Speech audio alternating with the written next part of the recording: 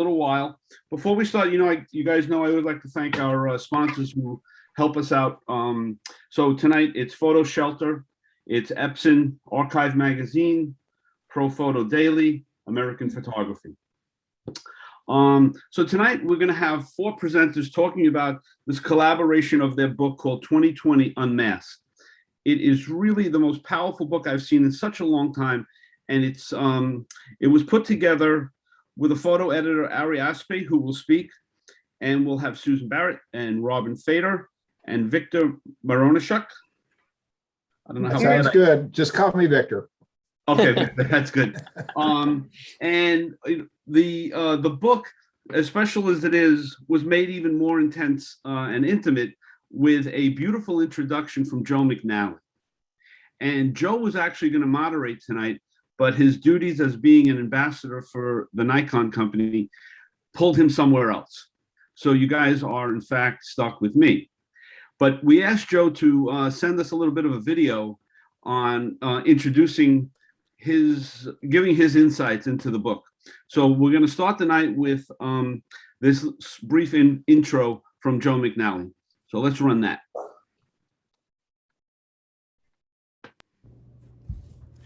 Welcome to another projections session with Frank Mayo, presenting an amazing body of work, Unmasked 2020, and photographed by dear friends Robin Fader, Susan Baggett, and Victor Mirontschuk, edited by mi amigo, Ari Espay, with heart and soul.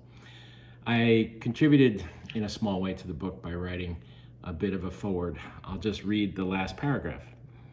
This book is a book you will keep, an account of times and conditions we never anticipated, needed and necessary, timely and to the point, a collaboration of hearts, minds, and cameras, driven by perceptive and sympathetic eyes.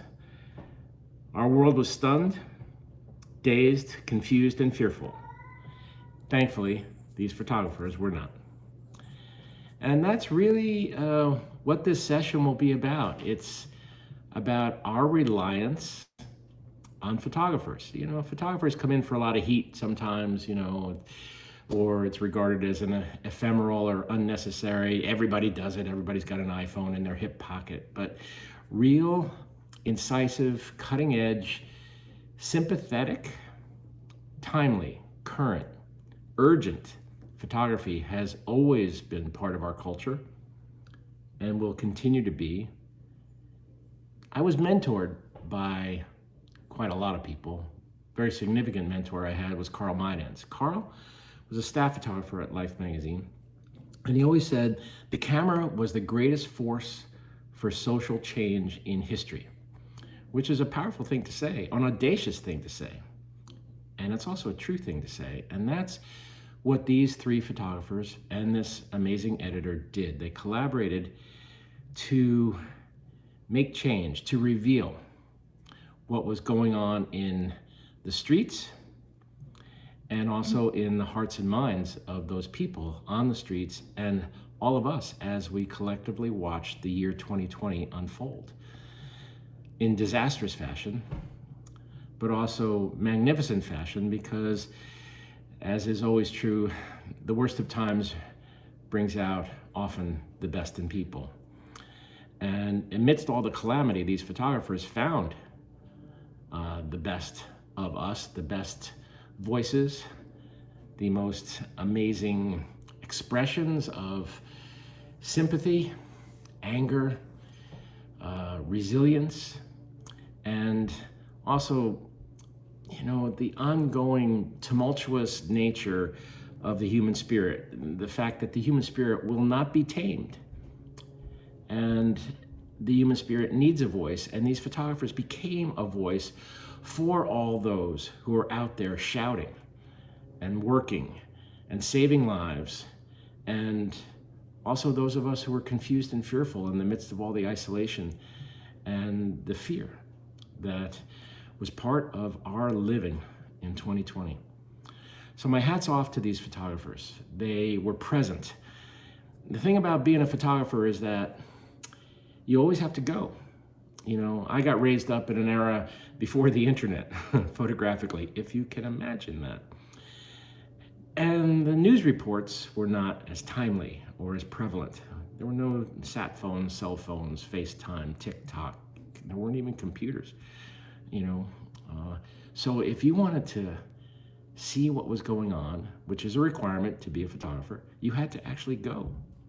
Whether it's good weather or bad weather, whether conditions are wonderful or horrible, photographers go.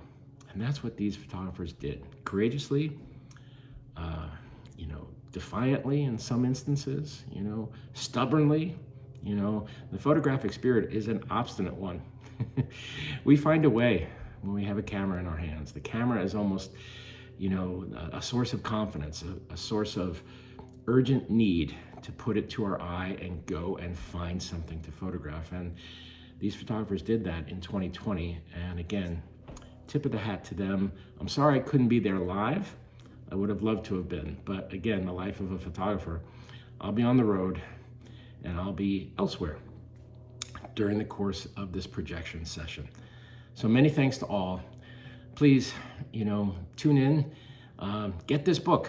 You know, it's a wonderful and powerful and needed book. Thanks.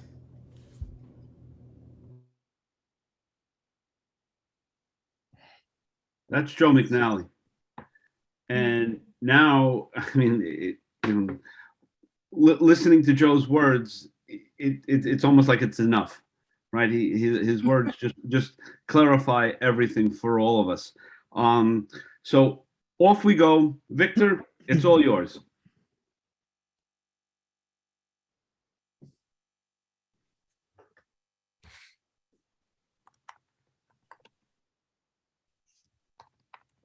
Everybody see my screen?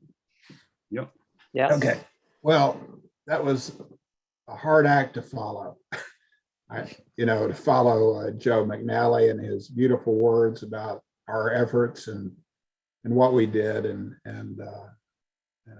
thank you so much, Joe, for doing that for all of us and for the book and for the great cause of statement arts. Also, thank you, Frank, for hosting us and having us. This is a great honor for all of us, and we really appreciate it. So 2020 Unmasked was a labor of love, and it was a lot of work. But basically it's 3 photographers, 3 cities in 1 year like no other. I won't repeat what Joe says here. He did it a lot better than I could ever say it. So my name is Victor Mirontschuk, and I'm the photographer from New York. And I've been here for 20 years in New York. Originally was going to be here for 2 years, and so 20 years later, I'm still here. Love the city. It's a great place. I first became interested in photography when I was in high school, and I hate to say that, but that was probably about 50 plus years ago, and I've been photographing ever since. I'm an architect by trade, and I used to photograph, our projects and do architectural photography. And I would wait for people to get out of my shots so that I could get a shot of the architecture and not have people interfering with that shot. So this is a shot taken by Ira Block, who wrote the final thoughts for the book 2020 Unmasked. And Ira's a friend, and we would meet periodically during our during the pandemic. This was in Washington Square Park. Ira was testing out his infrared camera. And as you probably all remember, you're wearing gloves, and everywhere you went, wearing a mask. I was wearing my bike helmet because I was going all over the city of New York photographing. You probably remember wiping down packages. You probably remember wiping down your mail, your groceries, and so on. And so this was the way it was in New York City and a lot of parts of the country and the world. I had just returned back from Vietnam on a trip with Ari and Ira Block. And I was in the cab going back from the airport home when I got a call from my HR department that basically said, well, you've got a quarantine because you were in Vietnam and Singapore. So I quarantined for 2 weeks. And shortly after I got out of quarantine, the governor locked down the state. I continued to go to the office every day after quarantine to make sure the computers are running for everyone who is working remotely. This is the first shot I took. It's a block from my house. It's a Flatiron building. And as you will see, there's not a person, a car, totally devoid of humanity in this image. What time of day, Victor? I'm sorry? What time of day is this? It was probably, I don't know, maybe 10 o'clock in the morning, something like that. And normally this would be full of people and cars and traffic and so on. And so I posted this image on Instagram. And Robin wrote, you do New York City and I'll do DC. And then Susan wrote, I'll do Boston. And then Robin wrote back and said, well, then we'll do a show. So our initial idea was only to do sort of document history. We had a book in our mind at all at this point in time. So wait, Victor, just so I can clarify. So the three of you just contacted each other. Did you know each other well beforehand? Yeah, I've known Robin and Susan probably for about 8 years. We've traveled all over the world together through Ari and Joe and Ira and Lisa. And, you know, it's these trips that have brought us together and kept us together. And it's like a family. It's beautiful. It's great, you know, and so, you know, we knew each other. It was just a very natural to do this. There was no hesitation or anything like that. Wow. So my goal, go ahead, Frank. Did you? No. So just from this, you sending out the images, your friends seeing it, and then everyone just using that photojournalist spirit. I'll take care of New York, you take care of Boston, and off we go in DC. And now it's starting. Correct. It started, you know, what was the date on that? That was March 25th, 2000. So my goal was to go out and start photographing iconic places in New York City. This is Rockefeller Center. Now, how many times have you seen Rockefeller Center in the middle of the day with not a person in sight at the ice rink? I mean, this is like a rare photo. This is almost an impossibility to ever get this photograph. This is Central Park. This is the Bethesda Arch fountain, the lake behind, and there's one sole person out walking his dog. Normally, this would be filled with people out walking, exercising, doing wedding photo shoots, whatever. So it'd just be teeming with people no matter what time of day. Now, this is probably maybe 8 or 9 o'clock in the morning, but on a weekend, it would be full of people. And here you have one person with his dog. So Victor, as a seasoned pro, right, you've seen it all. Like, as you're photographing this, as you're discovering all this, what are you thinking? It's almost apocalyptic. It's literally like the earth stood still. It's, you know, it's crazy. I'm riding my bike. I have to admit, I really enjoyed it during the height of the pandemic. There's no cars, there's no people. You know, I can ride anywhere in the middle of the street and not, without any problem. Now, you know, I get out on the streets and drive, and I'm having to watch people step in the bike lanes, looking at their phones or cars turning or parking in the bike lanes. And that was totally void of that during the pandemic. And I loved it. You know, I didn't like other things, but I did like that part of it. So anyhow, then this is Poets Walk in Central Park. Again, this would be full of people walking their dogs, strolling around, and there's not anybody there except one lone jogger. Then, after photographing so many empty spaces, I thought, I need to do something a little more creative. So, I'm on Brooklyn Bridge and I'm on my bike and I look in the rearview mirror and I can see the Brooklyn Bridge. And I'm going, well, that's sort of an interesting reflective shot. So I see this lone jogger coming toward me. So I'm trying to capture it without capturing myself within the mirror. And so hence I got this shot, which I thought was, pretty interesting, a little different. Then this is the Oculus. And I did this with an 8mm lens and trying to capture as much of the Oculus as possible. Pretty much got most of it. And this is, if you don't know the Oculus, it's sort of at the World Trade Center site. It connects the path with the Fulton train station or subway station. And this would be normally full of hundreds, if not thousands of people going in and out through this. And it's also a retail center. And here you have basically one woman walking her dog and a guard and somebody cleaning the floors. So it's pretty amazing that you could capture something like this in the middle of the day. All right, so then I decided to add a little bit of humanity to my photographs. And I went to Grand Central Station. This is Larry, a conductor.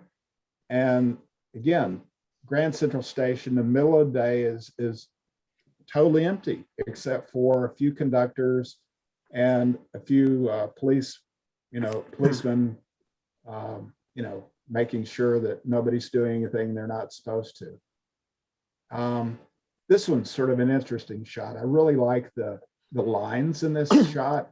The image on the left is a train. I'm sorry, the train on the left is a train that had just arrived, and the train on the right is about to depart.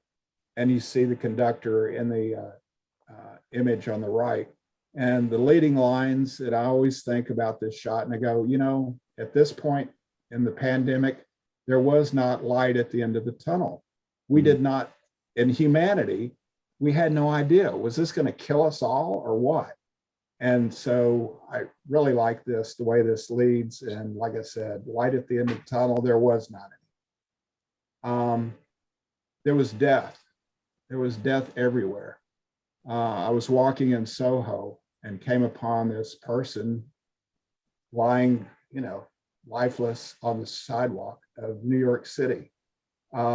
The streets of New York were basically devoid of noise and sounds except for ambulances taking people, from wherever they were, their apartments or the streets, to the hospitals. Now, I did avoid going to hospitals.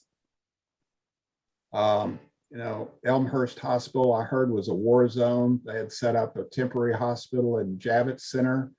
There was a temporary hospital in Central Park. I felt uncomfortable going to those places, again, because at this point in time in history, we had no idea how this virus was being transmitted. So I didn't feel like I wanted to risk myself, my life, to get a few shots, but how I dealt with it. To me, this is an incredibly ironic photograph. This is actually a few blocks from where I live. And America is supposed to protect its people. And here this person is laying on the sidewalk with the flag protecting him and giving him some privacy and protection from his surroundings. Now, the only people that you ever saw on the streets of New York were basically the homeless. And their whole source of income, if you want to call it that, or help, was from the people who walked by and felt some sort of generosity and gave them, a handout, some food or whatever. And the streets were empty. So the poor people on the streets literally, had no assistance, no help, whatever. And so I just felt this photograph had incredible irony where they're not being protected and helped by our country. All right, 7 a.m. sharp since 1930, St. Francis Church has been feeding the homeless and people of need since 1930. It's truly amazing. And, you know, these are homeless or people down on their luck. And they don't really want to be photographed. You know, they're suspicious of you. They may be ashamed of their situation. So I tried to do some stealth photography. You know, I had a GoPro attached to my bike and I was able to capture a few photographs. But I just, you know, I felt like I really needed to get more in depth into this. I needed to find out more about it. So through a group that I'm associated with, we started creating these blessing bags. And, you know, these blessing bags contain toiletries, socks, pen and paper, things that they would need, these, you know, these homeless people would need. So I started distributing these, and that allowed me to get to know a lot of these people. And this is a shot where a snowy morning, 7 a.m, people standing in line, and this will be the only meal that they'll get every day through the, you know, generosity of the St. Francis Church and the people that contribute to them. You know, they're handing out, as you can see, masks and gloves and food to help them out to the next day. I got to know some of the people, and they went from literally not wanting to have their photographs taken to some of them actually posing for me. The guy in the middle with the flags is a guy named Billy. And Billy, you know, he's really proud of his country despite his station in life. You know, I've photographed him numerous times, but you can see the pride on their faces. Somebody paid attention to them. Somebody got to ask them, you know, how they felt and so on. And so therefore, you know, I felt really good about this, that I was able to go from trying to take stealth photographs to being able to, you know, have them pose for me or be proud to pose for me. Mr. Banana Man, this is sort of an interesting story. The very first day I volunteered to, you know, help put together the food for the distribution for that day, I wanted to photograph this guy, and he had a mask on, he had his hat on, he had gloves on, but he didn't want me to photograph him. So as I was photographing him, he held up these bananas to hide his face. And you can see his eye clearly through that shot, which I thought was pretty good. So literally, we went from that to months and months later when we distributed the book, and we brought the book, and he was so proud to have his photograph in the book. You can see the pride on his face. He dropped his mask and he's got this big smile on his face. It was really heartwarming to see this. And really, from a photographer standpoint, to me, this was the ultimate, you know, recognition or honor that I could get with somebody who would go from not wanting their picture taken to having their photograph in a book and then a big old smile. So it was really great. May 28th, this is like 3 days after George Floyd's murder.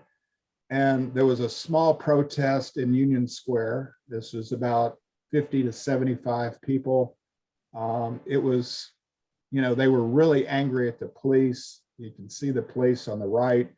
But it was pretty peaceful. At night, it got, I would say, violent.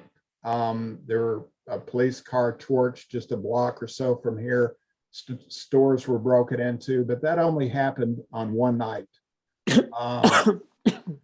Then the crowd started to grow. This was on Fifth Avenue, just north of 34th Street. And this is a protest in the pandemic. when you can see someone holding their hands up with their gloves, everybody's wearing a mask. This is just pretty amazing. I thought this was a great shot because of the hands framing the canyons of Fifth Avenue, all gloved. And the other thing that was interesting was the variety of people. There are Blacks, there's Asians, there's Hispanics, there's whites. And it was heartwarming to see the variety of people from all sorts of ethnicities and religions attending these protests. This was on June 4th. This was the George Floyd memorial. This was in Brooklyn. And the police had estimated that there would be approximately 2,000 people. Afterwards, I believe there were close to 10,000 people. Now, I took a higher vantage point. I'm standing on a light pole foundation so I could sort of capture the overall view. Now, I try to avoid going into the middle of a crowd like this. Again, this is the height of the pandemic. Had no idea what was going on. But if you notice, people are wearing masks, and it was very peaceful. And it was a massive protest, or I'm sorry, memorial.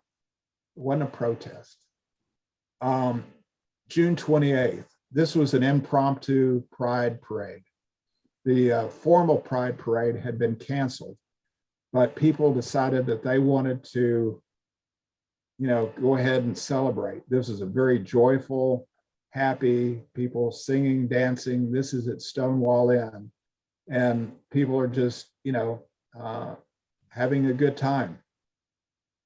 Then within a matter of seconds, this is in Washington Square Park, it turned violent. The police used tear gas. There was people throwing things. I got hit in the back of the head with a water bottle. People were bouncing off cars, and just, it was mayhem in just literally a matter of seconds. This is a shot of a police officer being protected by others. He had been hurt or injured somehow, and they were trying to carry him out of the way. And you're in the middle of all this chaos, and it's like, what do I photograph? It's like, there's so much going on all around.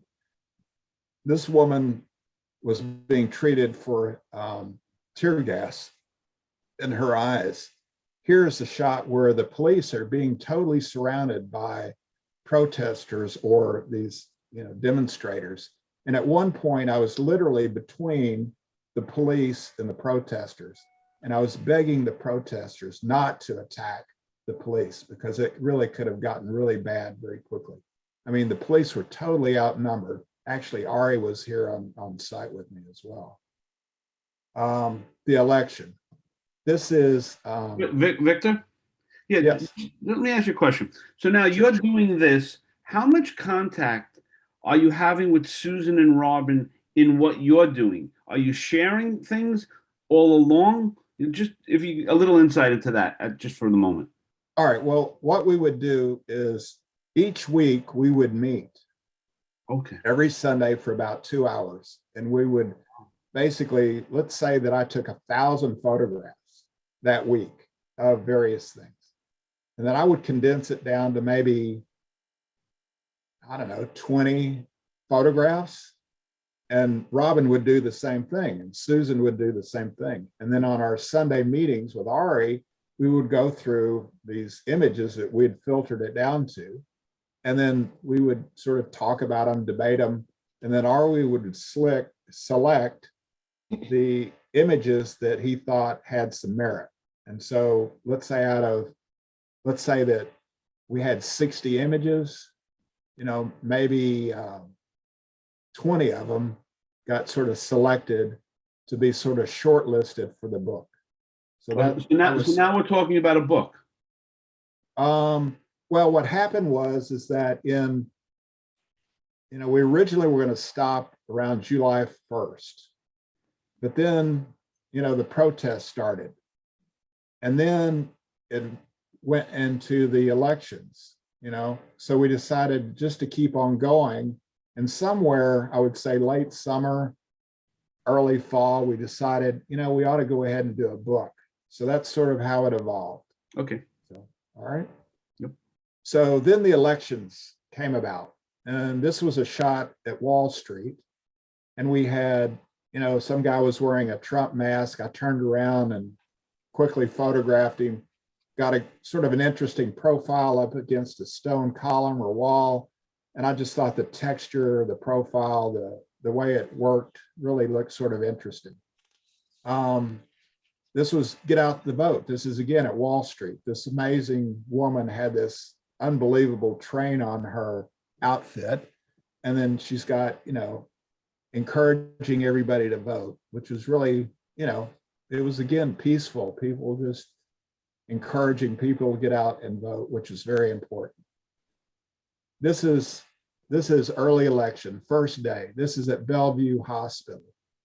And the line was amazingly long. It started on, I don't know, it was about on one of the streets, then it went down the avenue, then it came down this alley, went back up the alley, down the avenue, down another alley, street, back, it's just immense. There were hundreds and hundreds of people in line. And I thought this image was pretty interesting because again, it's voting during a pandemic. You have, these people social distancing. Of course, they're all looking at their cell phones. But the ambulances in the background was just so indicative of what was going on. I mean, and so again, voting in a pandemic. And I talked to this guy on his way in to vote. He was the first person, and I talked to him on the way out. He was so proud to be able to have done his civic duty and how important it was for him to vote. He was really, really proud of that. This just shows how divided our country is. This one image just says it all, I think. And this was election night in front of Trump Tower, and the streets of, where all the retail stores are boarded up because they had no idea what was going to happen during the election or after the election, where they're going to be protests, where people are going to, be tearing down the windows and displays and whatever on Fifth Avenue and other stores or other streets. Anyhow, so this image to me just really expresses, a country divided. So if that image was country divided, to me, this image is country united. And you have, this was the day they called Biden the winner of the election. And it was early in the day, around noon or so. People poured out of their apartments. People are in their cars, honking their horns, dancing, singing, banging pots. It was just really joyful. And it went into night. And this is in Washington Square Park. And, it's like, how do you get shots like this? It's like, there's so much going on all around you. How do you, what do you do? And this is luck. This is absolute pure luck.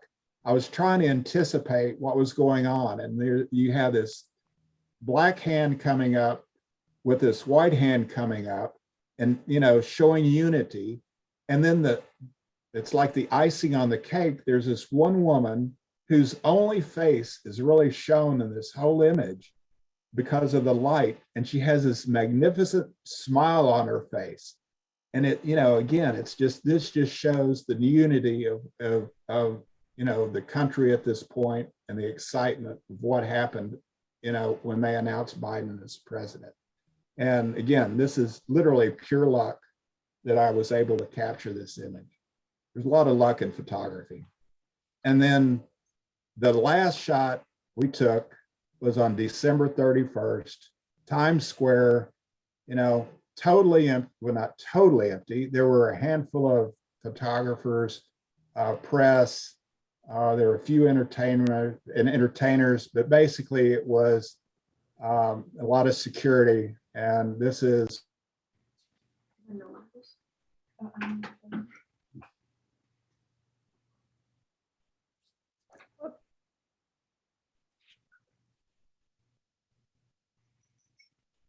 You are mute, Victor. You are mute. That's, okay. Now you're That's- back.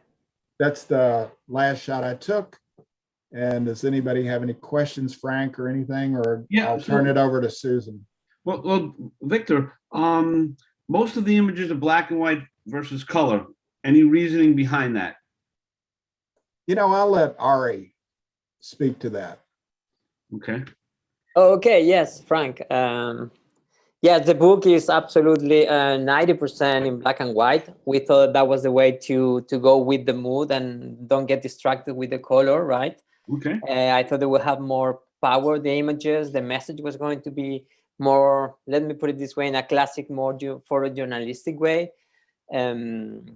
But also there are some photographs that we choose that they are very powerful in terms of the color emphasize the message, the colors emphasize the story. So also we use that as an image, right, per se, because it was stronger in color, but also we use those photographs intended to break the pattern and along the book, right? So they become, as the design, they become a part of, okay, a way to stop, a place to pause a little bit, to change a little bit the strong mood, the heavy mood that sometimes the black and white couldn't convey. So that's why we use it sometimes in color. Okay. And I guess we can get Susan ready to go. But so Susan, I'll ask you a question even as you're getting ready to present. Did you feel between the three of you the pressure now as you're seeing images each week from each other? Is there like, I got to stick with this? If you were thinking of doing something else, like what piece of that plays into this type of a collaboration between the four of you, right? Like all of a sudden, wow, she's got great work, he's got great work, I got to have great work, Ari's really difficult in photo editing. Like how did that like start for what piece of that or if the question is totally wrong, say there was none, but like what piece of that played into it for you? I think it was more that I wasn't going to quit, and certainly encouragement and seeing what everybody was doing probably played into it. I don't, it wasn't a competition because we were all doing the same thing. We were all working towards the same goal. So I think that you didn't want to let the others down. Ari said, Susan, you need more of this. And it wasn't really my strong suit. Well, I did it anyway. Hopefully I did it well. But, I think we just all held up our ends of the project. Right. No, you certainly did. All right. So let's let you share your screen. Okay. You there, Jay? Is it sharing yet? Not yet. Okay.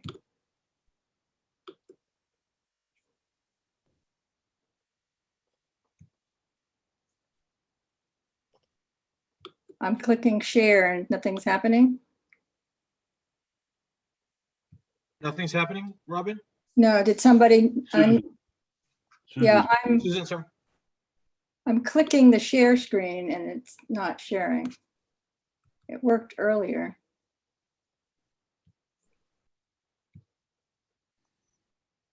You have to show what you're going to share. Yeah. Let me remove your permissions and give it back to you again. Let me try one. Give me a second, Susan. Okay, because I have my slide on, so it should show it.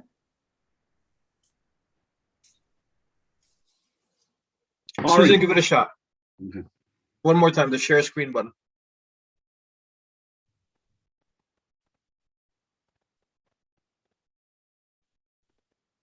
No?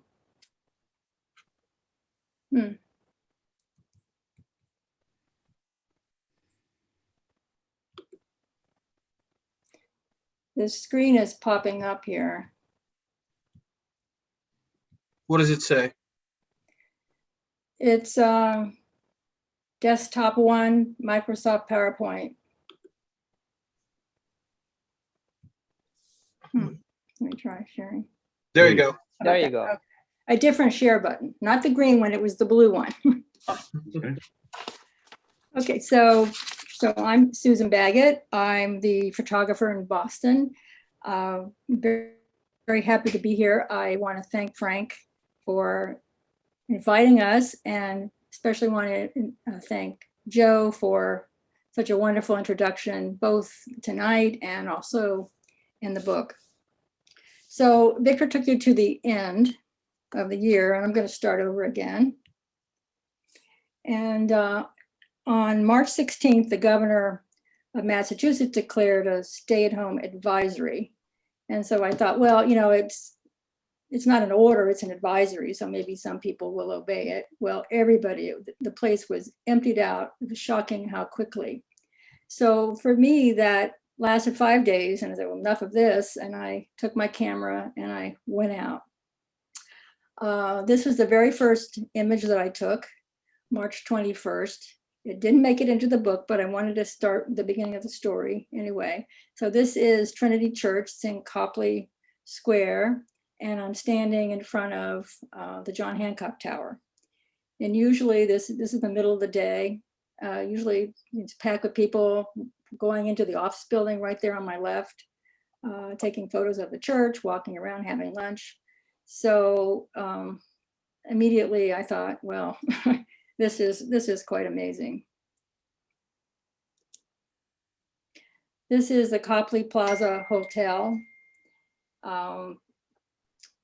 It's right near an exit, a major exit from the Massachusetts Turnpike, and it's usually gridlocked.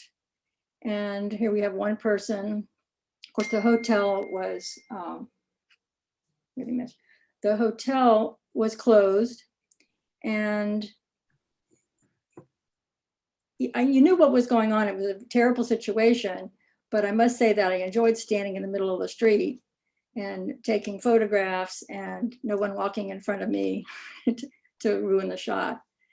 So this is the Boston Public Garden. This one, the last one, were taken in April, early April. And this is a very popular tourist location. Usually, you know, it's later in the year, it's beautiful with flowers, but even this time of year, people would have lunch there, walk through, very crowded.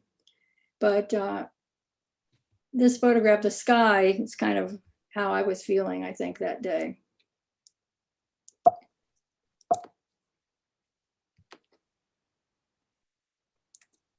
Okay. And then I decided I was going to go around, check out the subway. This is the Green Line on the T, as it's called.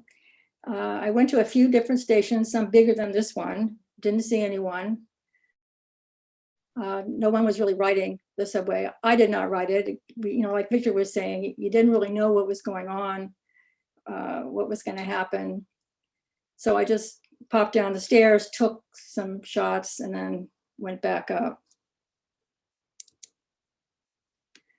I enjoyed shooting in this location. It's actually very colorful, but this photo just worked better in black and white. I was standing there, they have different messages that work their way across the marquee. This is in this little piece of road then turns into a pedestrian walkway, pedestrian shopping area. So I was standing there, this woman, I see her walking up and she goes to cross the street, and I just took a few shots of her.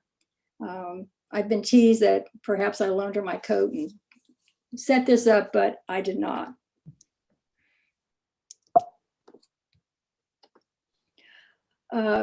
Block or so up the what's this, Washington Street, there was this restaurant which was of course closed, and they had set out all these mannequins dressed to party. They were standing around the bar and sitting in the different seats, and you know, maybe it gives a little hope that perhaps they're not gone for good, they'll be back, and they're just holding the place. This was in the beginning of June. And then about a month later, the restaurants reopened you could have sort of outside dining, even though this is inside, but they were using the mannequins for social distancing. So I thought that was kind of funny. This is an antique store in the historic area, it's Charles Street, not too far from the State House. And this store had been around over 30 years. And they were forced to close, I guess, not enough foot traffic. They do still exist online, but somehow, buying antique pieces is, not the same if you're not there. May 31st, this was the first march protest after the murder of George Floyd. This is the Trinity Church is on the right there. This particular march, I think, originated at the State House and then worked its way down here and then went back up, I think, ended at City Hall. Everybody had masks on, very peaceful, pretty good sized crowd. There were later, larger crowds later on, but this was the first one. And then there were, this one started earlier in the day. There were some later, and then one that started late afternoon and went after dark became violent. And this was about 8:30, 9 o'clock that night. I was hearing a lot of noise. This is taken from my apartment. And I went down to the lobby and it was locked down. I did, oh no, you don't want to go, you can't go out there. The hotel, which you could normally work your way through to get out. Another way was closed, no customers at all. So I went back upstairs, stuck my lens out my window on the 25th floor and started taking photographs. Not the best angle, but I did the best I could. This was, there was tear gas, a lot of noise. And then, so the next morning I went out right away to see what had happened. And this is an example. This is a self-portrait, but looting everywhere, smashed windows, glass all over the place. People, contractors putting up plywood on all the windows. Neiman Marcus was smashed and looted. Most of the stores along there had their windows smashed. Very few had boarded up prior to this, and then after that, everywhere was boarded up. Within a few days, the governor had called out the National Guard, and they were everywhere. You don't see them here, but they had vehicles, Jeeps, I don't know what they are, tanks, I don't know.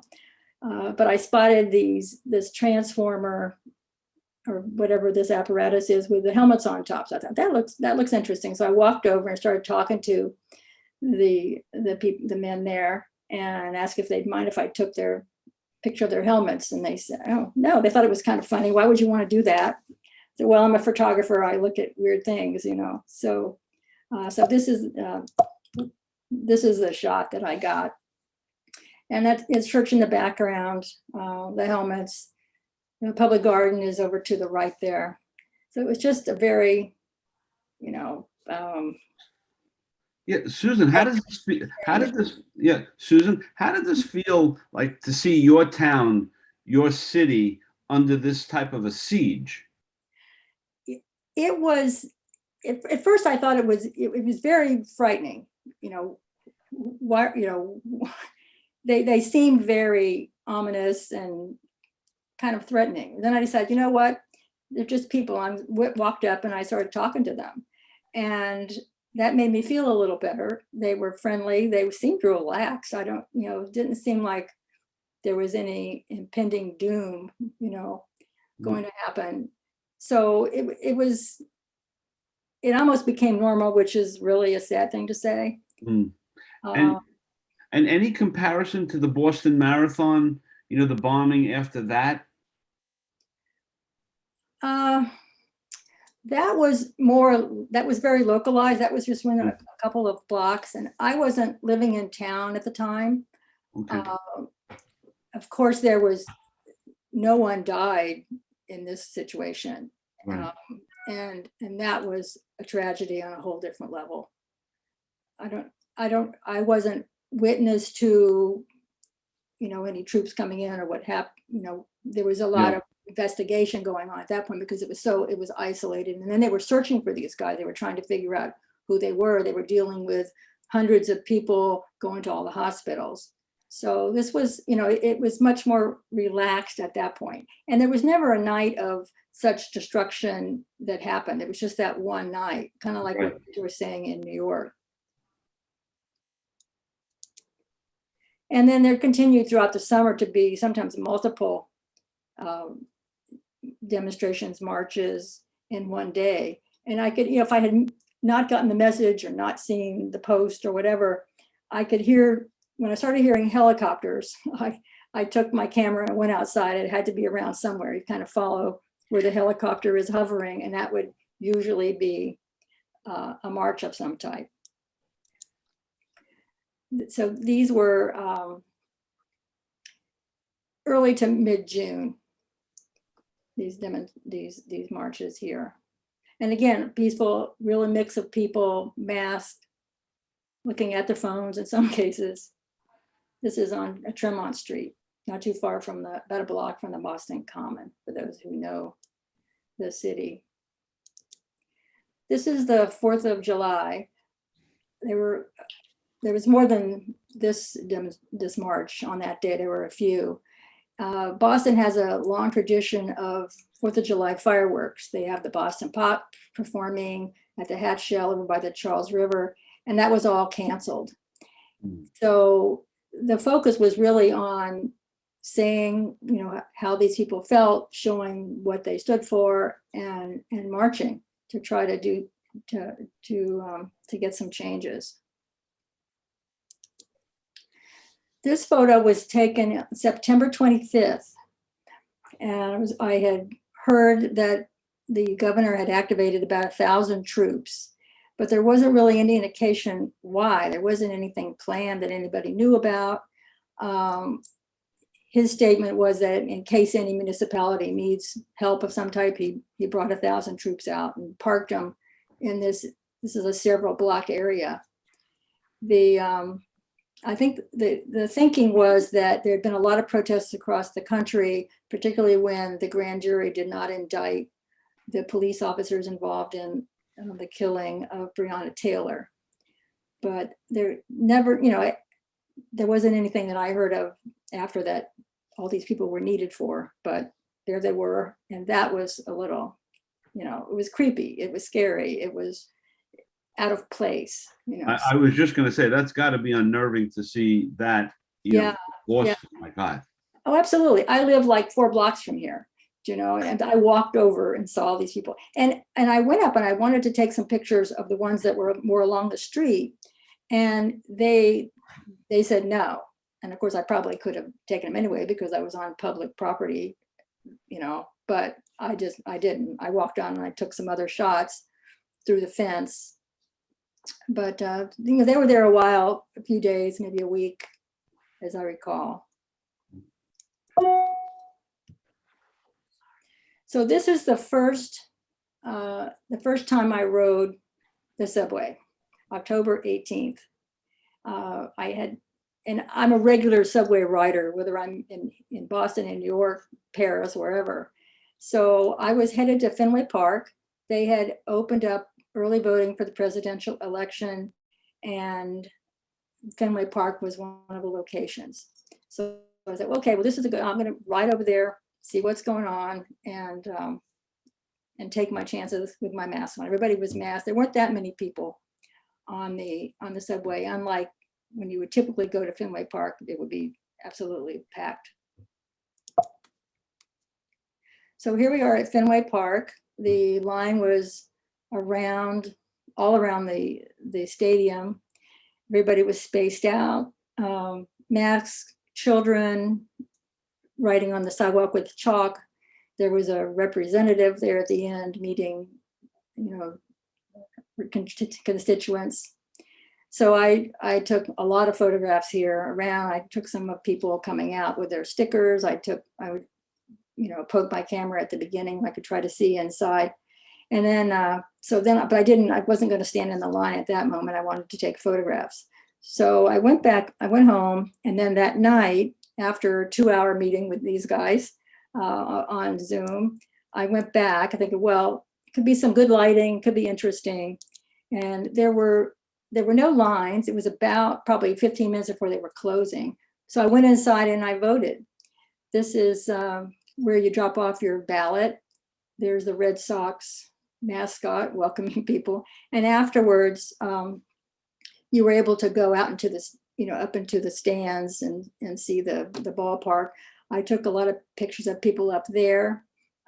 One of the photos is actually, I think Ari will show it later, of somebody that had voted. And then another woman I took pictures of didn't make the book, but she did write, there's a quote of hers in the book, how she felt about being there and voting and what was going on. Here's a question, Susan. Yes. Was it part of an incentive to let you go into the stadium after you voted? Like, what was the reason behind that? I think they were using it because it can accommodate a lot of people. They just opened it up, but I think also it was an opportunity. It was once in, it had never happened before. So I think it was a combination of both. It was Okay. a large venue and, hey, how cool, get inside when there's, not a crowd of people screaming and drunk and eating hot dogs, Okay. So, of course, after the election, there continued to be protests. This is Beacon Street. You can't see it in this photo, but right next to that, the buildings on the right is the State House. And the demonstration started there with a mixture of Trump supporters and Biden supporters. And then eventually the Trump supporters were sort of, they left. And then it became a march, and then it left from here and went on its path. This is November 7th. The march was going to start around noon, and just before that, we heard that they had declared that Biden would be the next president. So that sort of, everybody was very cheerful and upbeat. This is from Sunrise, the Sunrise Movement. It's a young youth movement, and their focus, I think, is really on climate change. And then that night, spontaneously, celebrations broke out, honking, flags waving, American flags, which I was happy to see, Biden flags, people cheering, climbing up the light poles, just very excited. And then my final slide, to be the young woman in the middle. I went around the other side, and she's waving this flag valiantly, and she's sex workers for Biden, which I thought, okay, everybody's here now. That's great.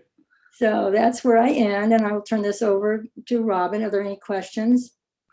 Yeah. So now again, you guys are doing this each week, and how do you give us a little bit of behind the curtain of how is it to present to your editor and to be comfortable with choices? Are final choices being made now, or is it just more finding selects? Well, I think Ari will probably address more of this later. I shot almost 6,000 photos, just me, and over the course of those months. And I didn't really feel like Ari wanted all of my 6,000 photographs. So like Victor was saying, we kind of weaned them down. Maybe I would send him 100 or a couple hundred, and then mark the ones that I liked or whatever. And so he, he ended up with way more than we used in the book. So this was only the beginning of the editing process, and you'll learn more about it later on. I don't want to spoil his story. Yeah. So it was just it was the first shot. That's basically. Okay. But you certainly had images as you're presenting it to him. You knew that these 6 or these 8 or these 10 for sure were getting in. No, not necessarily. There were some that I thought should be in that weren't in. Really? Okay. That'll be volume 2. Right. No, that's good. You know, because I mean, this whole process. So the collaboration piece for you was a very positive experience, Absolutely. generally speaking. Oh, yeah, yeah. And I mean, everybody, this was such a wonderful experience. Like, it's like a family. You maybe have disagreements, I think it should be this way, they think it should be that way, we vote, and often Ari didn't vote, so he made us decide. And then we had an odd number, so it worked out great. Yeah. Great. Okay. So are we anything to add at that moment, Ari? Frank, can you hear me? Yes.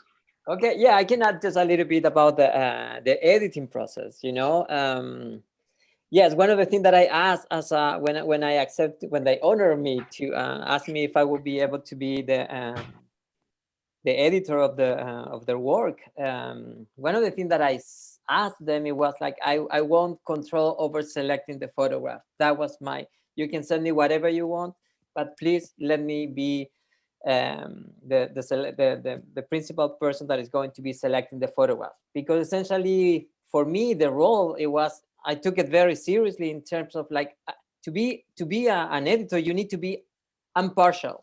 You need to keep an eye on what is going to be the story, because I'm a photographer, so I understand that. When I want somebody to see my work, I send it out to somebody else. Because sometimes we get so emotionally involved, right, on the photographs that it's sometimes hard to choose what you want. So that was one of the, for me, was one of the things that I asked them to allow me just to be. And when we had some disagreements, yes, I mean, or they convinced me, you know what, I would like you to rethink about it, or these are my reasons, these are my arguments, because they should be or not. And the same with me. So, but we didn't have so many disagreements about it. Yeah. The last question before we start with Robin, how many times did you guys actually meet physically during this process? None. None. None. We met can you hear me? Yes. Here's Robin. Robin, take over. We met for about a year and a half, meeting on mostly Sundays for at least 2 hours for each session. Yeah, every week. Yeah. And for how many weeks was that? It was every week so do the math. I don't know. Year and a half. Year and a half. For a year and a half, every week. From March up until now, really. We're not every week now, but at least until the end of the summer. So like 18 months maybe. That's commitment. Here's Robin Fader. You're on, Rob. Oh boy. Wow. Well, I got to say that this has been such a labor of love in 2 ways. First is that this team and working on this project really saved me during COVID. It gave me a sense of purpose, and I think made me suffer less as a result of having this to work on. And also the other labor of love is we haven't spoken a whole lot yet about Statement Arts, which is the organization that we were giving all profits to. And they are an organization in New York that helps at-risk kids get into college. It's a remarkable organization. And so I just want to emphasize that this was not a vanity project in any way. And I think Ari may be talking about this a little more later on. So, all right, I am going to mute myself here. And so everybody can hear me? Yes, you're Right, good. okay. So let's see, I'm going to try to move my image. Here we go. I'm a street photographer. I'm also a longtime TV producer. And so I'm out there shooting lockdown. And this was the Washington Monument. This was one of the first photographs I took during that time. And usually the reflecting pool is filled with water. So this was really unusual to me because the pool was so emptied. It just speaks to that things were becoming more empty and that life was diminishing around us.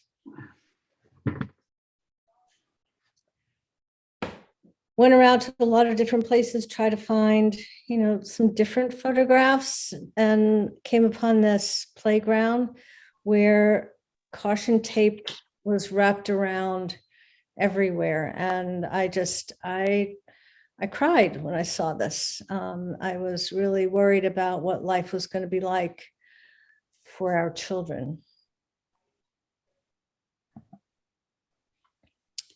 So the Supreme Court, this is a very rare photograph to see because here the Supreme Court is bare.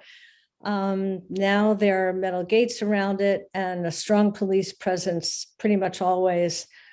I came upon this Capitol Hill policeman and I asked him, I said, can I take your photograph? And he said, let's look at it this way. I'll look the other way and you just do what you want to do. So I started to snap away and I was really grateful for that.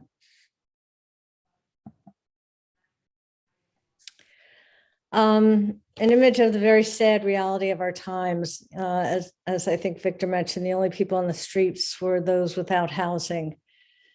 And I often walked by this place and often saw this woman there and gave her food whenever I had it, gave her whatever I had on hand.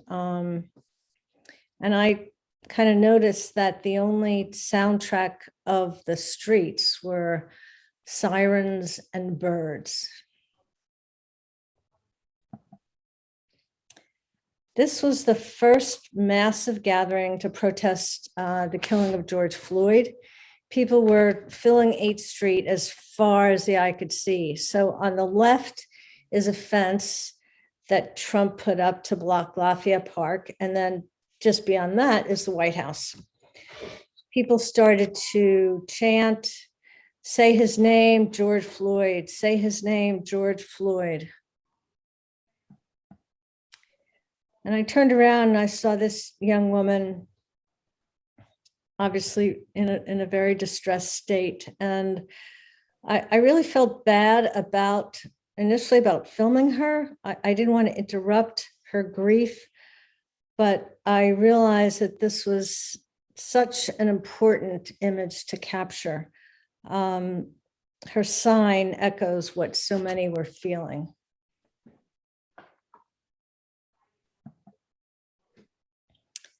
This was Juneteenth on Black Lives Matter Plaza, where at 16th at the White House, it's a designated area to permanently commemorate the Black Lives Matter movement. And on this day, there was dancing, there were artists, there was music, and one artist was outlining people on chalk on the street, honoring those who had died at the hands of police. A really powerful artist statement. Data that I had researched by the Washington Post shows that Black Americans are killed at twice the rate of white Americans by police. These are Trump supporters at the Capitol on July 4th. As I got closer and closer, one of them asked if I was a hippie journalist. Yeah, I'm a 65-year-old hippie journalist. Anyway, I just kept smiling, walking around, taking pictures. You'll notice the okay hand gesture. That's a hand sign that's been, since 2017, it's a symbol of white power. This is the memorial service for Justice Ruth Bader Ginsburg on the steps of the Supreme Court. Hundreds attended well into the night, and the steps were just filled with flowers and candles.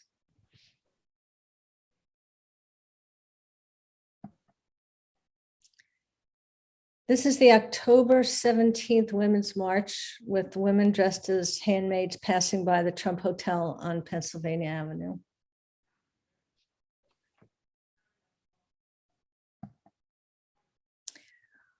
On December 12th, the Million MAGA March came into town, and that was 2 days before the Electoral College was to formally elect Biden.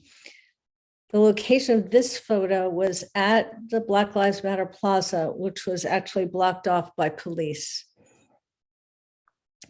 Trump supporters wanted nothing more than to get into that plaza and deface it. I had read lots of buzz on social media outlets, Parler and other platforms, that they wanted to get in and they wanted to throw black paint over the Black Lives Matter letters. They just wanted to do damage. So I was on the other side of the police line, and this guy's not too happy about the fact that he can't get in.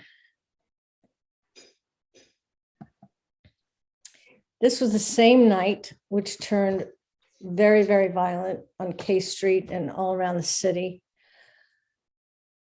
Here, an explosion had gone off. And this police line was set up just a minute or so after that. So the police line is separating the Trump supporters from the anti-Trump folks. So the Trump supporters are behind the police line that you're seeing, and the anti-Trump people are behind me.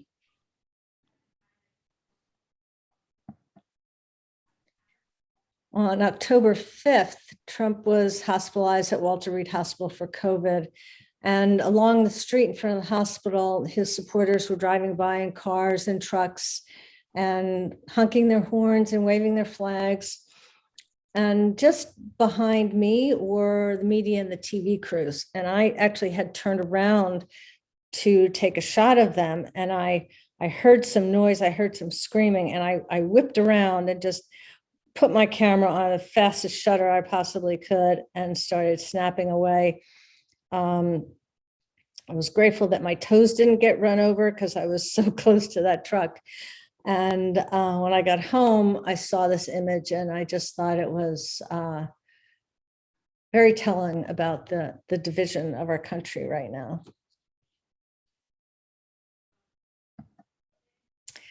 This was at the rally, a rally at the Supreme Court for the confirmation of Amy Coney Barrett. And I saw this guy and I was kind of stunned by his t-shirt. And I approached him and I said, "Hey, can I take some pictures of you? That's a pretty interesting t-shirt you have on." And he said, "Sure." And he started posing, like all these various poses. I came to find out later on that this is Enrique Tario. He's the leader of the Proud Boys, who was sentenced in August for 5 months in prison for weapons and vandalism charges. He had set fire to a Black Lives Matter banner at a church in DC, and he had weapons on him, which was prohibited in the district at that time.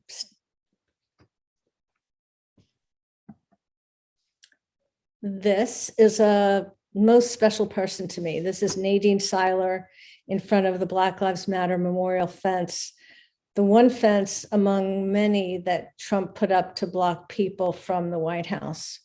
So this fence was about 4 blocks long, and it became a place for people to put up their protest signs about many things, primarily signs against police brutality.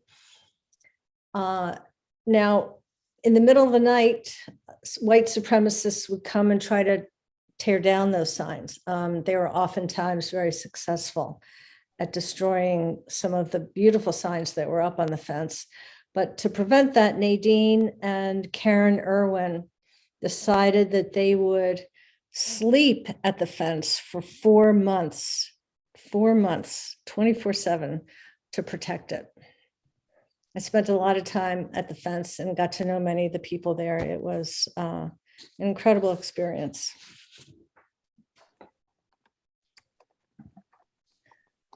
The Unsung Heroes. These are the workers at the DC Medical Examiner's Office, the DC morgue. It took me months and months to get approval to get in there to shoot.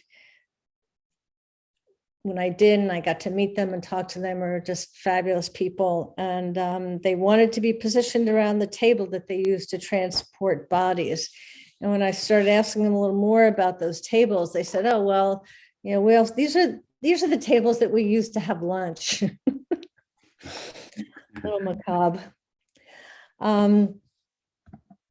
This is high school teacher Pete Cana. This photo was taken 7 months to the day since his last day in class, and he was just overwhelmed with emotion seeing the empty desks and untouched papers.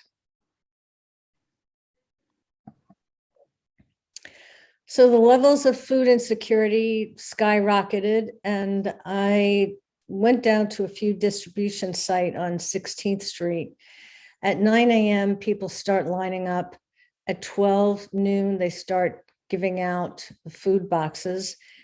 And they had at this particular day, they had 400 boxes to give. And at 1:30, they were all gone. Once the last person got their box, I looked beyond that person, and there were blocks and blocks of people who would be denied food at that time. I wanted to take more photos, and I could see some of the shame in people's eyes. So I went back home and had a friend help me with a sign in Spanish that said something like, I'd like to take your picture to show others that they need to donate food. And that sign in Spanish really helped get some remarkable photos.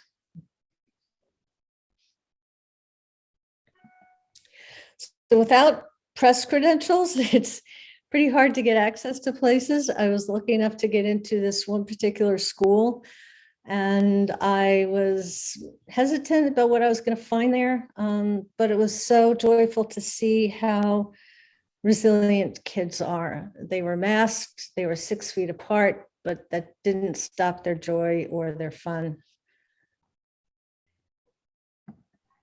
And this is the last photo I'll show. This was a year ago, Halloween. And that's it for me. So Robin, for you, was this process like, doing this collaboration also a way to get through the pandemic for you personally?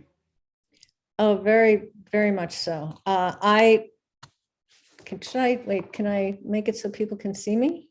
Yep, bottom left, I think. Here we go. Here we go. Hey. Very much so. I knew I had something to do every day, that I had to go out. Sometimes I didn't know where I was going to go. I would just randomly get in my car and drive and find locations. Sometimes I thought very much in advance, and that kind of preparation and knowing that in my mind, all of these pictures in this book, my hope is that it's going to be a significant part of history, that generations will look back at this book and be able to see what went on, that people will buy this book, have it in their families for generations, give it to your kids. So that was always in my mind, and that helped me going. So Robin, when you first started posting these pictures on Facebook, I think you may recall my reaction to them and how powerful they were. And you just touched on something I've been wondering about, not just tonight, but all along watching your work as you continue to post and as you continue to take risks to record history. But I wonder, when you go out to begin with and you start to take pictures, maybe for just in your mind to record something, or as you said, to give yourself something to do. But at some point it had to have changed, because I think you can almost see it in your photographs that you did recognize, or you felt, or maybe it was subconscious, that you were doing something more than just taking a picture. So I wonder if there was some specific time when it transitioned from just taking photographs to realizing that you were taking pictures of history in the making, and that you were creating a document for generations, and that you were able to show us, those of us who were not leaving our houses, what was happening in the street, and not just in the street, but in the hearts and the minds and the faces of these people, with these incredibly powerful images. So at what point did you recognize that you were doing something more than just taking photographs? That's a really tough question. And thank you, Jeff, for asking a question. I have to think about that. I think it was probably when the Black Lives Memorial fence was really becoming a thing. So it was a place that people would go to talk about race, to talk about police brutality, to learn about it from some of the postings that were on the fence, and the incredible dedication of the people that were there coming to add things to it and to keep it alive. And it was my first time really being involved with activists and seeing the good that can be done. And I think that was probably it. I spent a lot of time. I was just drawn to that fence. I went down one night. I went down at like 4 a.m. I just wanted to see what was happening down there. I went at all hours of the night, trying to see what was going on and what was happening.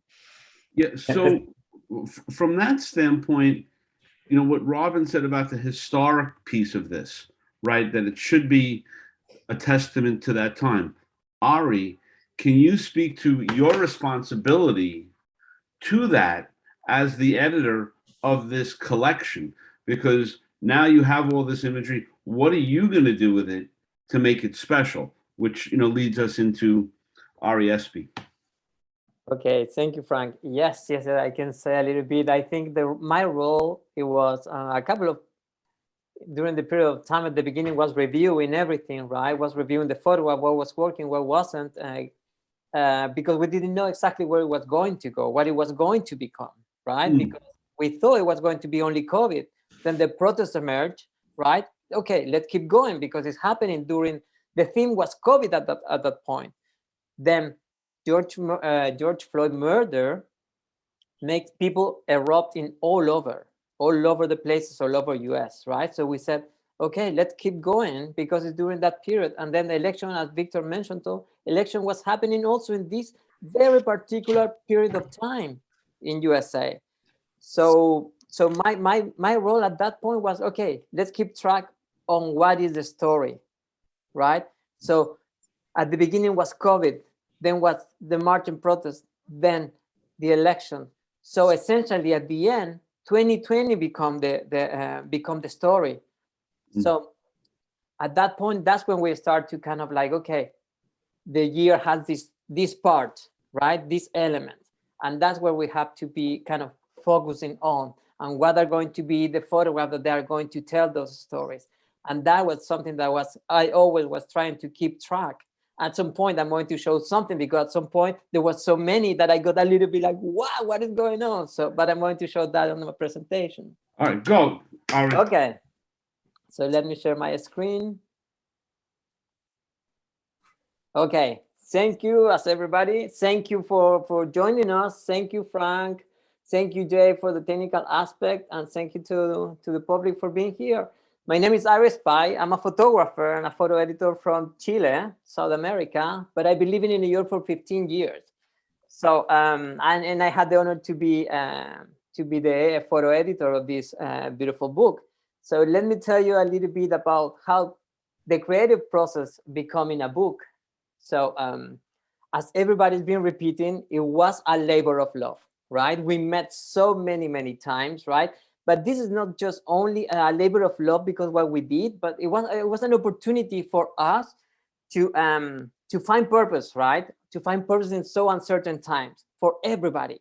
Then also was a place for us, since we met every weekend for a year and a half, to create community, to create support, to inspire each other. Frank, you were asking us before, what was that about? Like, okay, what was like if it was a competition. I think it wasn't. It was always like a way to inspire. You know, the photograph from this photographer inspires this photographer. Victor shot this, inspired Susan, inspired Robin. You know, it was a community. That was a big part of us. It was a big community. We become a family, and it was a safe place for us, right? We needed to be a community because at that point, everybody was telling you, you have to isolate from each other, right? You don't have to go out. You don't have to go out. And the photographers, they were going out. They were risking their lives, right? They were investing their time. And then meeting each other and supporting each other, I think it was very, very important in a human level, right? As photographers, right, of course, you are with the camera and you are first-hand witness of an historic event. We didn't know what it was happening, right? How it was going to go. But at the moment you are a witness of something, then we were very lucky to see this story unfold all over the year. So they were committed. The photographer committed to let me put it this way, when you want to work in a story, you want to work in a deep story, you want to go deeper, you want to work longer. So this become that. So we were very lucky to be able to see it unfold in a whole year. So let me tell you, okay, let me show you here. You know already Susan, Victor on the top right. On the left-hand side, on the middle row, she's Daniel Hernandez, our designer.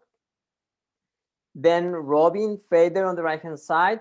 On the bottom left is Lisa Politi, our Wizard for Oz. She's my wife. And she's the founder of Statement Art. And then there's me. So at the beginning, I started to meet every weekend, right? For 2 hours as a team with Susan, Victor, and Robin, reviewing the photograph, what it was working, what wasn't, right? Giving them some time assignments. We need more of this in Boston, or we need more of this in New York.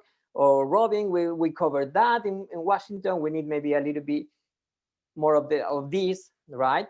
And then when Daniel Hernandez, the graphic designer, joined us as a team on February 14, I started to meet in the middle of the week with her about, okay, now we have the images, how we are going to start to work. So here's me in the wall, right? I'm working in a conference room in one of Victor's offices, and I did what I don't know, a classic way of reviewing photograph as a photo editor. I print all the selected photograph. This one is around 400 photographs that I selected. Then the book become smaller in terms of number of photographs, 300 at something. So I'm here creating I'm pairing photograph, I'm creating sequence, I'm seeing how the flow of the book is going to be in front of the viewer, how you are going to see it, how the pictures speak with each other. That's why I'm putting them together. I'm moving this one to the left, this one to the right, this one bottom. So just taking a look of how the book is going to flow. And Ari, so what you have here is split up by photographer or all images? No, all images. At some point, and this is a good. Thank you for bringing that question. At some point, because it was such a chaotic year, right? I didn't want to go for group of pictures, like in terms of, oh, I don't want to go for the elections or the election photograph here. I was thinking like, oh my God, it's so chaotic that I want only the photograph speaks with me, right? Let's see how they speak with each other. Doesn't matter if they are on the same subject or the same theme. Let's see how they work together, if we can do something like that, because it was like a year too crazy for us. Having said that, and this is what I'm going to tell a little bit. So it was like, okay, that was too much for me, right? I got a little overwhelmed with that idea. I was a little stubborn. So I decided, okay, I need to maybe classify a little bit. Then here we have our dear friend and acclaimed photographer, Ira Block, who was a big supporter of the project. And he came to visit us, and he saw the photograph, and then he wrote the final thought of the book. And this, I'm showing you an email, just the question that you are asking me, Frank. I'm thinking, I was at that wall so overwhelmed, like, oh my God, I'm so stubborn. I have this idea. And I was like, okay, I need help. As a photo editor, I needed the help of somebody else. So I wrote to Joe McNally and I said, hey, Joe, he's a dear friend and also supporter of the book. And as you know, guys, he did the introduction for tonight. And he also wrote the introduction for our book. So I said, I need this. I need your help. I need your help. I have all these photographs. I already, as you can see here, I already divided the subject in pandemic, marches, and election, but something it was missing. And then he helped me out to divide more a little bit and put together some of the photographs. So I was also so overwhelmed with the photograph that I needed help too from another big editor. You know, Joe is a great editor too. So now in the process, we have the images, right? We have our baby. So now the baby have 4 parents. So how do we name it?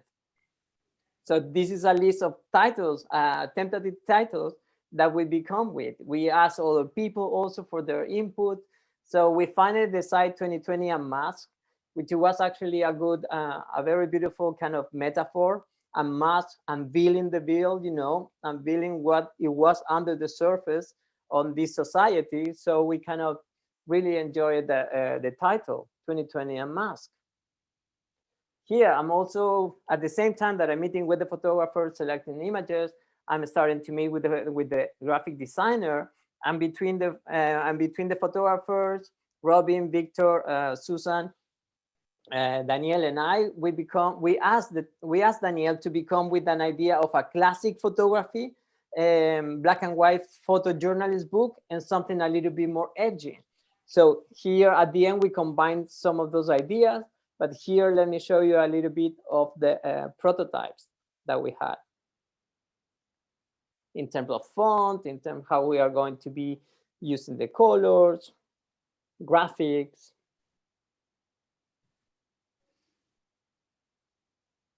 And did the designer have to be approved by the 3 photographers? Yes, has to be approved by everybody. Okay. Yep. Well, come on, it was a democracy at some point. So here, we finally decided. I mean, the cover was very easy. The cover she presented, and we really like it. When you have the book, it feels very, very beautiful. It has a texture. It's a foil stamp in a vellum cloth. It's very, very lovely. I really like it. Ari, hold up the book. Oh yeah. Guys, let me show you the book. Yeah, you can see that it has a texture, right? It looks really, really nice. Thank you for that, Robin. Yes. Product placement. Product placement. So we decided that it was going to be the cover. Then Danielle, the graphic designer, she was expressing herself also at the same time everything was happening, right? And she did this painting and she presented to us, and we said like, wow, that would be an amazing way to go a little bit more edgy in terms of design or add something with the design. So we use her painting as the inner cover. When you open the cover, right? Let me grab the book again. You can see the painting right away. So that was a little bit of the idea. So everybody was collaborating a little bit with something. Ari yeah. also mentioned that became our bookmark too. Oh, then that become the bookmark. If you buy the book, it's going to come. Yeah, it's going to become part of the book. So here you can see a prototype of design. You heard Robin talking about the fence in Washington. So I had this idea in my mind when Robin was telling me about the fences, that I said, Robin, please, can you photograph this fence that it was 4 blocks long in parts? Can you break it down in photographs? So she became with this, with 77 photographs at the end. And I had this idea to put it all together like this, fulfilling pages. But then I agreed exactly. But then I said, okay, this is the most obvious way to do it. So I asked Danielle, can you come up with something different that I cannot see, but I'm sure you will. And she came up with this, a way of putting all those 77 photographs together to show and emphasize the fence and the shape of the fence. And then we pair it with a quote of Nadine, who was the guardian of the fence in Washington, D.C. And I thought that this was a beautiful, beautiful way of introducing all these photographs. Then on June 1st, I don't know if you remember, guys, but Trump disrupt a group of Pacific protesters just to have an opportunity to take a photograph holding the Bible upside down. These are some photographs taken on the same place, on the same scene, right, in Washington. But then I asked again, I talked with Danielle, we need to do something different again about it. We cannot just imagine something, how we can emphasize. So then we're discussing with Danielle Hernandez, the designer, we become with this idea just to emphasize the way of being, you know, the religiosity about it, about that scene, about that moment in time. Then let me show you here a couple of some sample of the pages that you will see on the book. This is using 2 pages, right?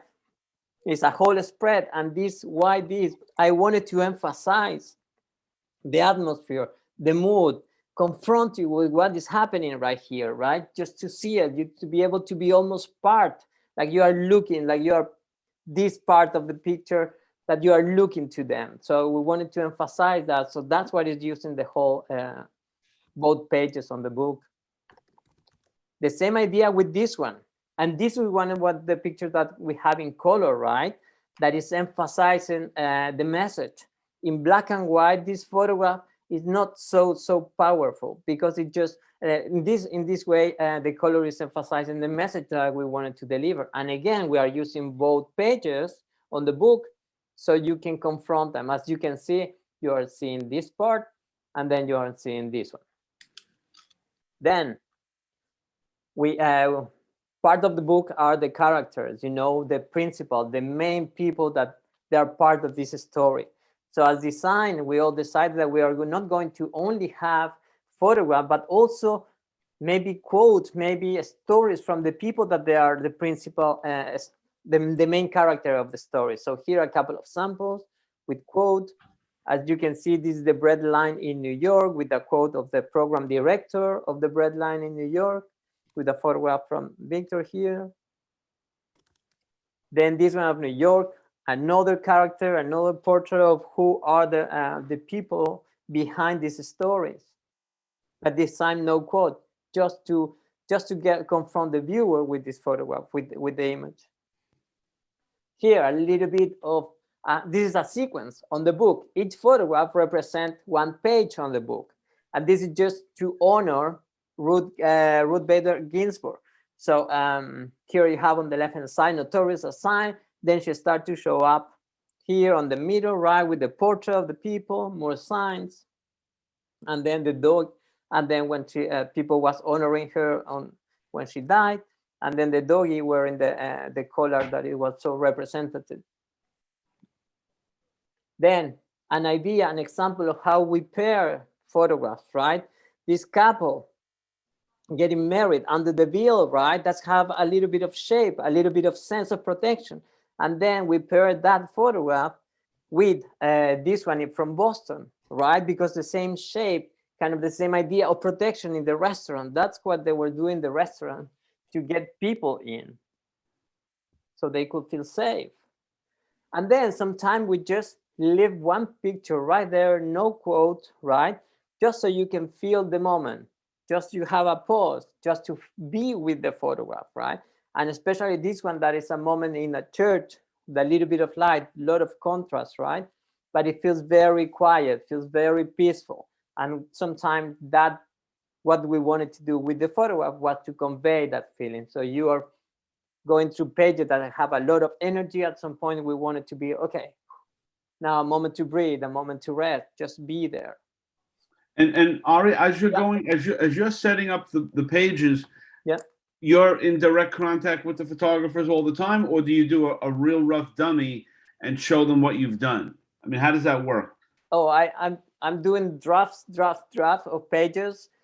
First, I'm showing them a little bit, but not that much until I have something kind of very well structured, and then I share them with them.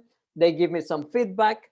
We discuss some of that, and we would see what it was going to come from that discussion. But yes, I prefer to have something more concrete before showing them.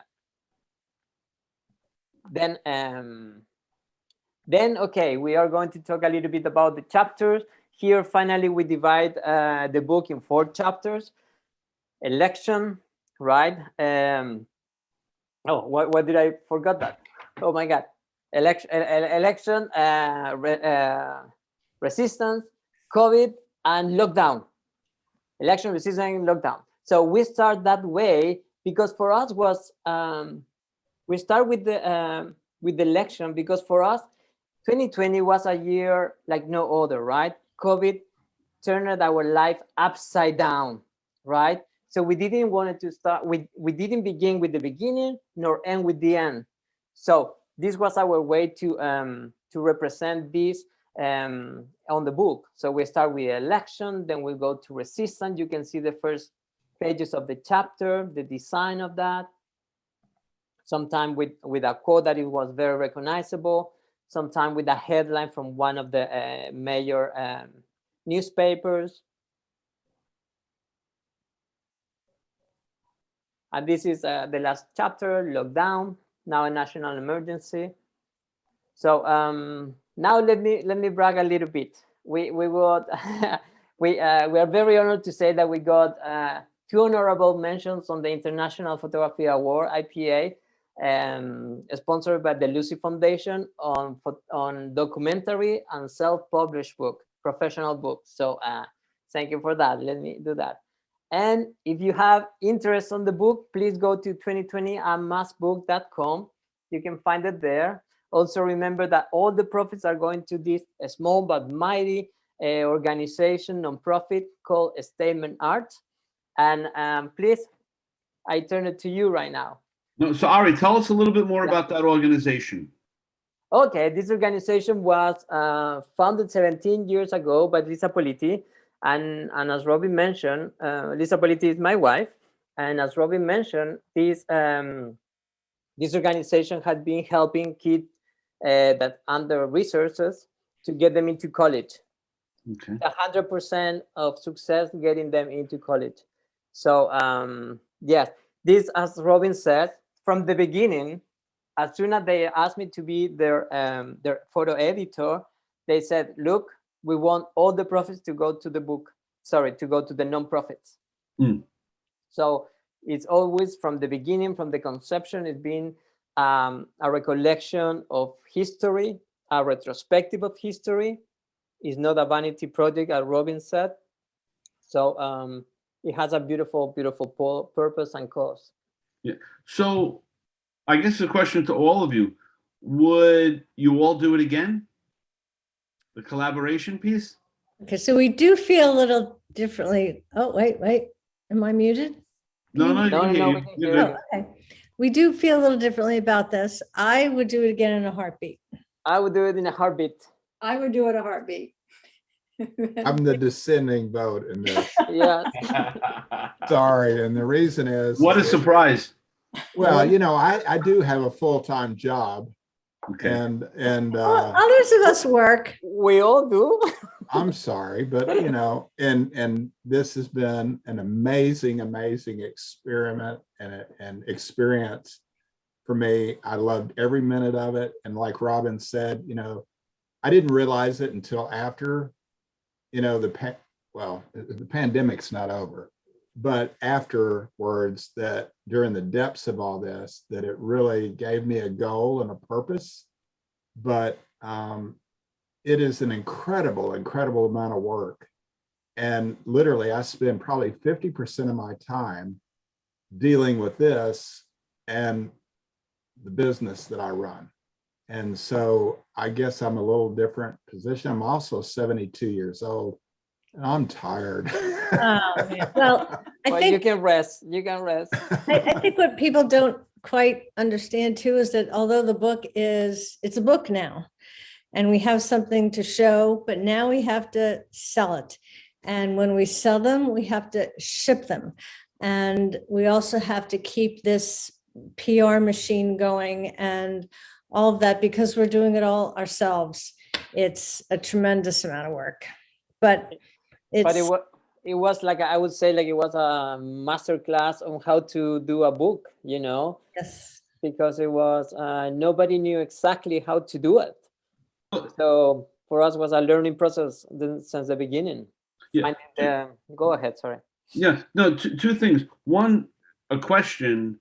This must be, or how therapeutic was it to have this while you were going through, what we all went through for the year? The second piece is, would it be an interesting projections to do another one with the outtakes? Ooh. Yeah, that might. Like maybe in a month or 2 months, whatever it is, we just do outtakes, and maybe we leave Victor out because he doesn't want to do another one. That right? would be an outtake, yes. That would be an outtake. There you go. But it's something to think about. Yeah, If you guys wanted to do that, that's a standing offer. Well, Just I to think Robin's point about keeping the PR thing going. Well, I think that would be a beautiful thing to do. I think would also really show people Ari's talent, because I think all along the way, we were not only doing our thing, and though we had been photographers for many years, we were also learning how to really hone our eye based on the critiques that we got from Ari. And I know I would go out in the field and I'd say to myself, what would Ari say? What would Ari say? He'd say, get in there, keep doing it, keep working it, don't give up. But his eye and his perception and his way of telling you that something doesn't work is really beautiful. He did it. He was very kind. It's that accent. Right? That accent. You fall in love with that guy in a second. That's Yeah, a couple of things. Someone wrote in, the book isn't coming up when I Google it. Somebody wrote that. No, it's not going to come up because it's self-published. And Go to the website. So the website 2020unmasked.com. 2020 No, Unmasked Book. Book.com. Okay. How Frank, much? let me interrupt 1 second. And one of the things is that, and I want to use the word competition because it wasn't a competition, but we all encouraged each other. We all helped each other. It's like, God, Robin did this amazing series of photographs and it made me want to do more. Or Susan did some amazing stuff. And I'm like, oh crap, I need to go out and do more and do better. And so it was a friendly competition. Yeah. And that actually, we all improved through this whole process. So, Yeah. So here's a question. How much emotional energy did it take? And have you recovered from the emotions you went through? I'll tell you about that. For me, I realized that I put up great walls when I was out there.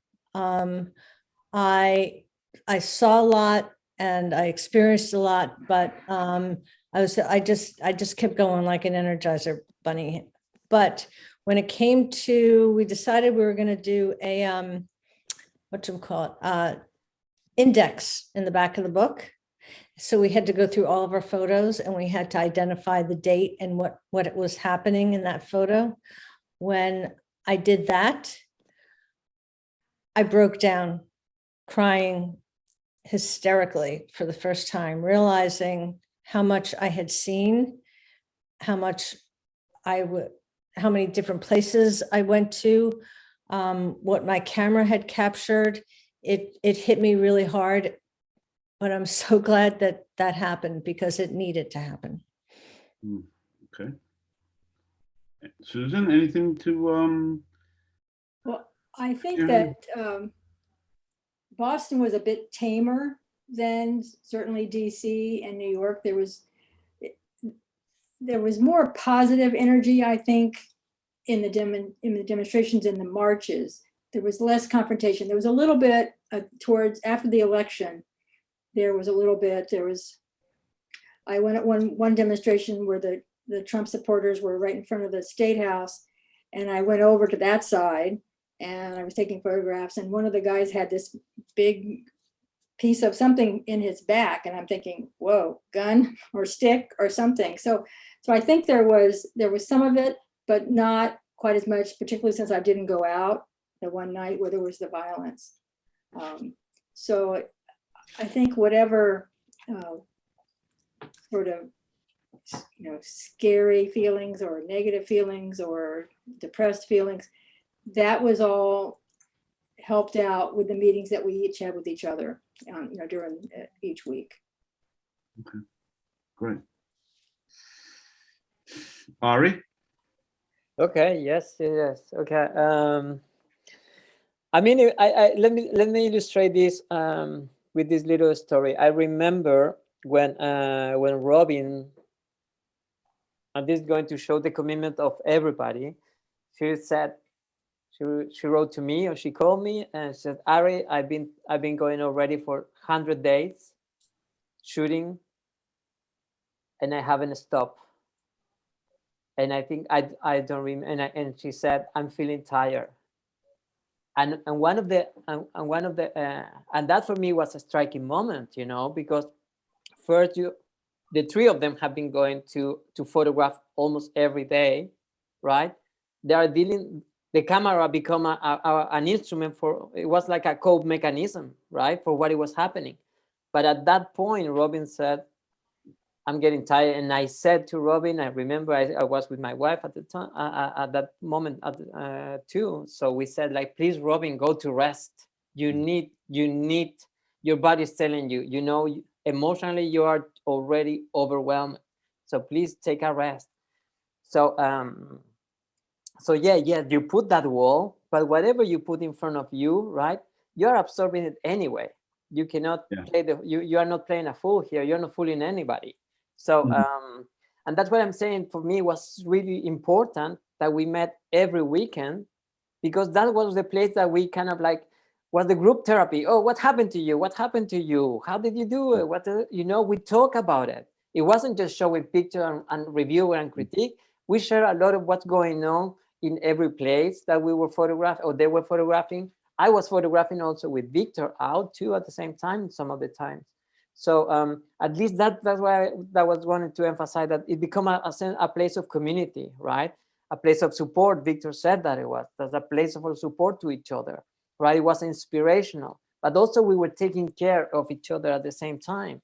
So yes, emotionally, I think we all are going through a lot of stuff still. This hasn't finished, but I would say that the camera helped us to cope with what it was going on at that moment. Yeah. And when the book was done, how long did it take from when complete to the printer and then in your hands? Oh, do you remember, guys? It wasn't so Well, long. I think it was a month. We Oh, started really? designing in February. I think we got the first books at the beginning of September. No, but when did we send it to the printer? Are you talking about when we sent it to the printer? No, went to the printer. I'm trying to back up. We got the book around the beginning of September, I think, middle of September. They took about a month to do it. Yeah. And so we finalized it at that point. We started, so that would have been, let's say, middle of the summer. Danielle started designing in February. So that would be the period that it was developed. And it was all developed with the little grid of that you saw earlier, similar to where we are doing now. Okay. We didn't get together until I think October. Yeah, that's amazing to do this all virtually for all of you. So any final thoughts from you guys?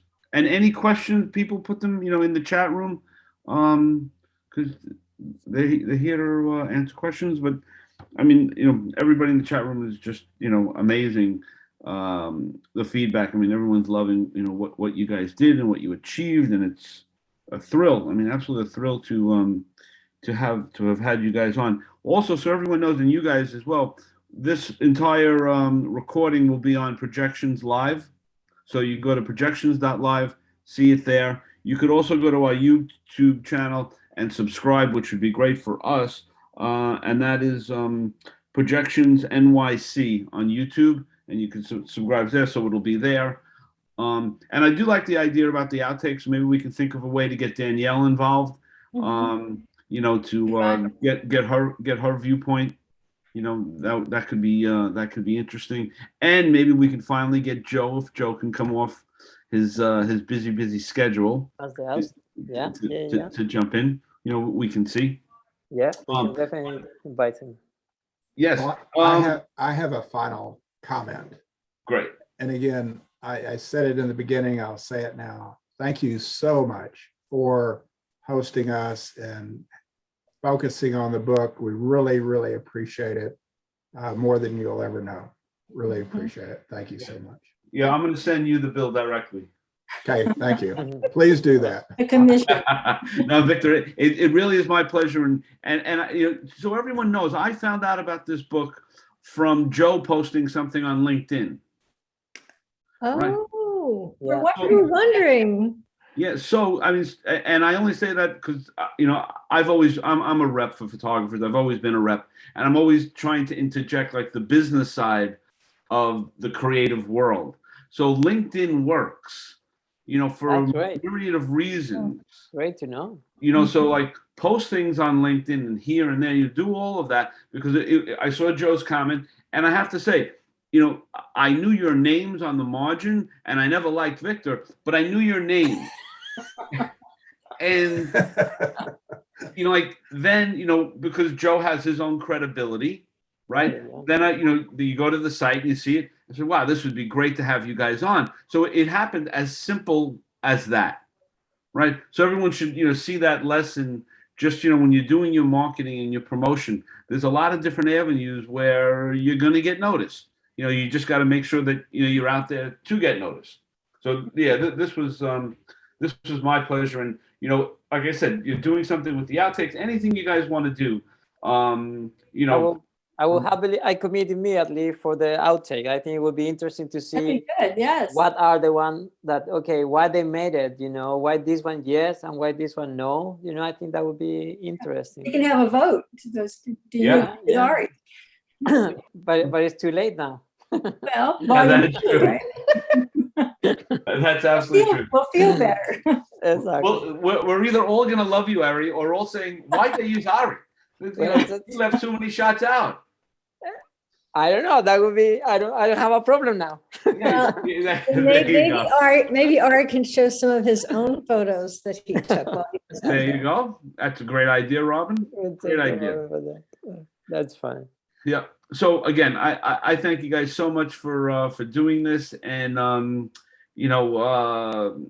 your brother and your sister. I mean, your brother is so proud of his little sister. Thank you. And so thank you very much. And like I said, everything will be up on the site in probably 2 or 3 days, and we'll see you next week in a couple of weeks on the next projections.